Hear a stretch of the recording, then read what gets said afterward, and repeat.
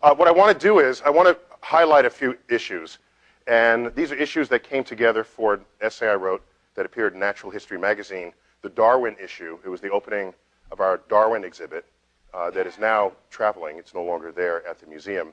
But the Darwin issue collected together stories, articles on the relevance of evolution, not only as an important concept in biology, but an important concept in all of science.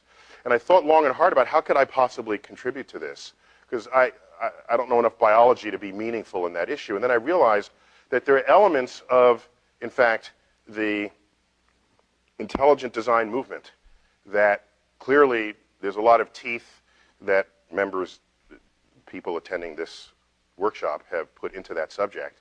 And I asked myself, do I have anything to contribute to that? And I realized that I did. And so I want to sort of fill a niche that I think is left unfilled. So let's go through. Let me first start off with Ptolemy. I don't know if we know that he really looked like this, but Ptolemy, was one of the greatest scientists ever and most influential scientists. And his most important work is, of course, Almagest, which is Arabic for the greatest. And in it, he sort of codifies the geocentric universe.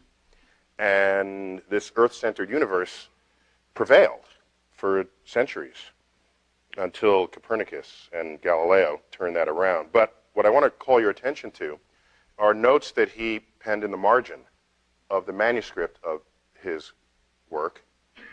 Let me remind you that back then, you would look up at the night sky and the planets would move against the background stars. They would wander, because that's what the word means in Greek, is wanderer. And there were 7 of these objects, the sun and moon included. And they would just kind of move. They'd go to the left, and then they'd slow down and pause, and then they'd back up, and then they'd reverse again. And this was a mystery, complete mystery. And of course, the heavens were not Earth, and so the fact that you didn't really understand what was going up there was kind of okay and expected, because that was the work of the gods. And we, being mortal down here on Earth, if you can't understand it, don't lose sleep over that fact. You perhaps never will. Now, Ptolemy had sort of the best going explanation anyone had put forth with the epicycles and the like.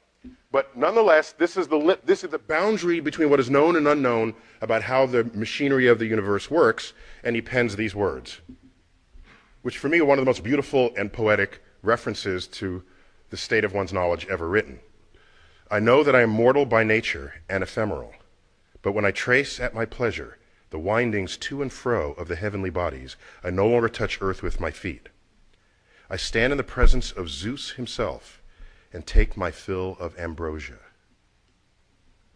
And so therein is this emotional, he's got this sort of religious feeling at the limits of his knowledge.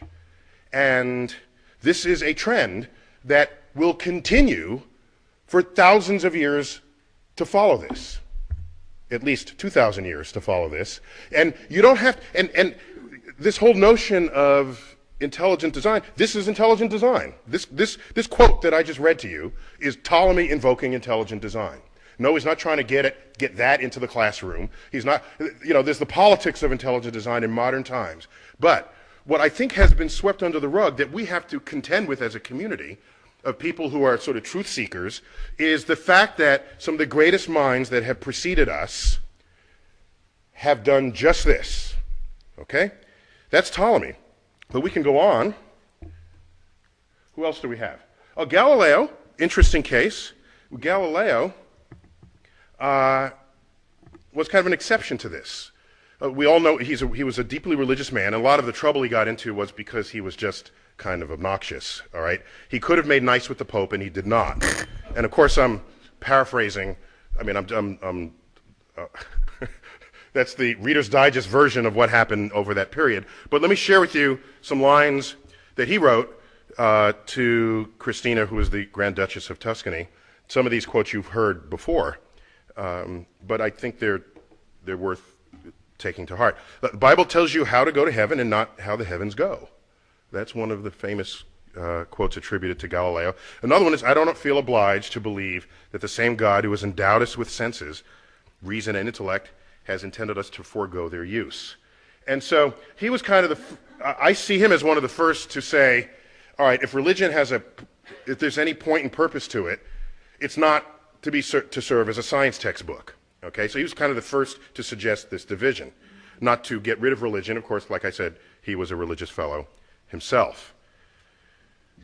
But it gets interesting when we get sort of philosophically interesting when we get to this gentleman. I can back up here. Sir Isaac Newton. Now, I don't know what you know of Isaac Newton, but everything I've read of his tells me that there's no greater genius to ever walk the surface of this earth. I'm just I don't know if you've ever felt that about anybody.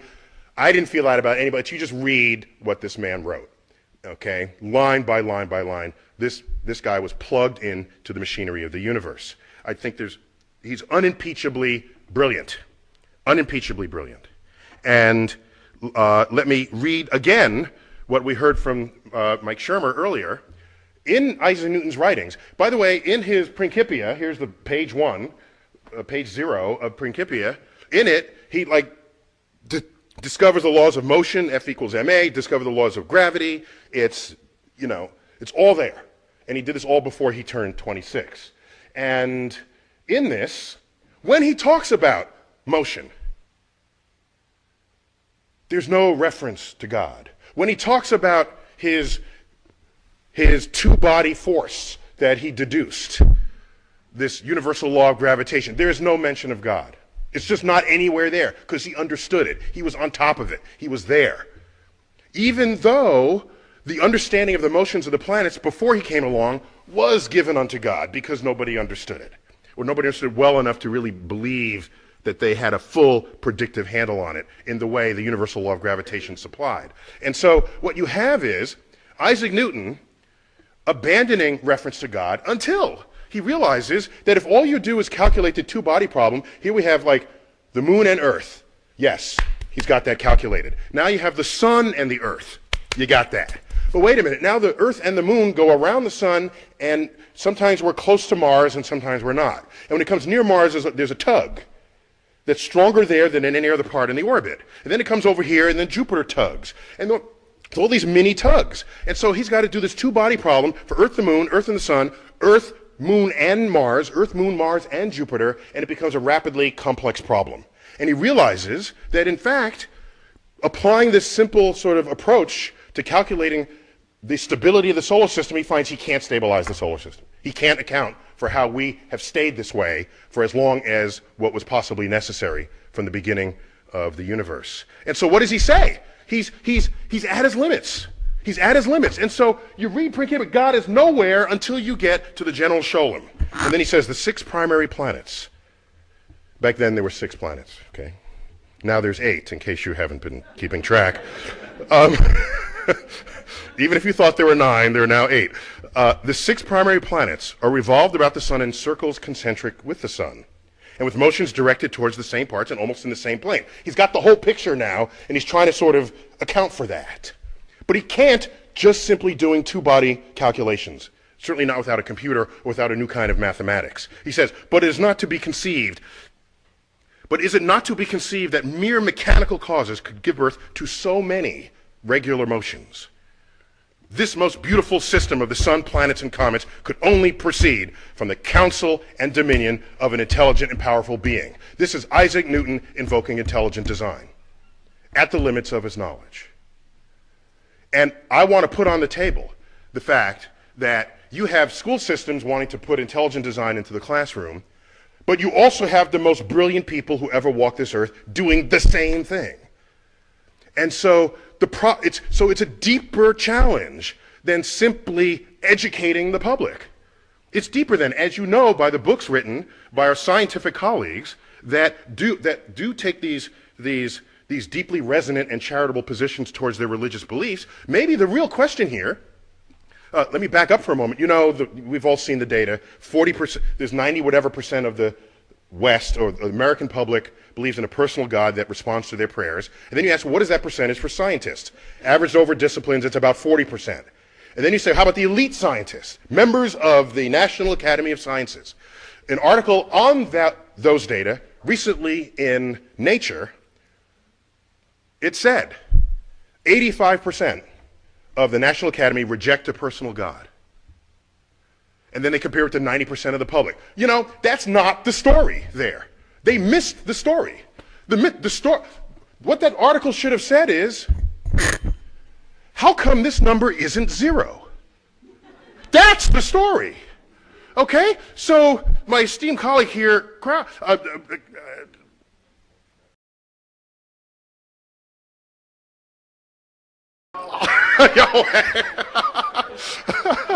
Professor Krauss here says all we have to do is make a scientifically literate public. Well, when you do, how can they do better than the scientists themselves in their percentages of who is religious and who isn't? That's kind of unrealistic, I think. So there's something else going on that nobody seems to be talking about. That as you become more scientific, yes, the religiosity drops off, but it asymptotes. It asymptotes not at 0. It asymptotes at some other level, so they should be the subject of everybody's investigation, not the public. I'm telling you. So it's not 85% reject, it's that 15% of the most brilliant minds the nation has accepts it. And that's something that we can't just sweep under the rug. Otherwise, we're being disingenuous to the efforts here.